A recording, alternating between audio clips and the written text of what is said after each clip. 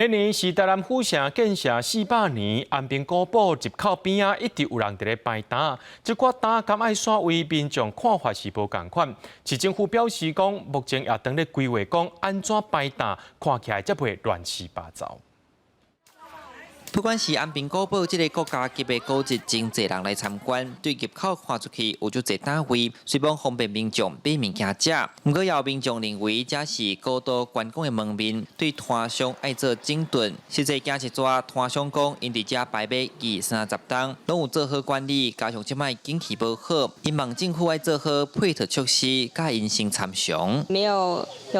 也没有什么太大的影响。今日做生意有一个感情一只啊，看咩啦，那个原因沟通。是你这度过日个啊，无是要叫阮去倒位吼？先对摊位哦，那进行请一些专业的人来帮忙做一些设计，那也符合他们现在的需求。 那也让它比较整体性、比较美感，大概会朝这些方面来进行。市府回应配合明年建设400年，初步先甲单位做美化，过来拍算要甲附近公有的停车场改建做复合式立体停车场，互摊商会使伫楼骹卖物件，统一管理。另外，伫个咱嘉城西边保留着古城墙，藏伫咧庙寺边啊。 最近这间西龙店甲南边的建筑物拆掉，即摆民众远远地使看到古城墙。文化局未来要规划做导览活动，筹划一些经典走读的活动。那之后会让民众能够一起来参与，带领民众到我们热兰遮堡的那个遗迹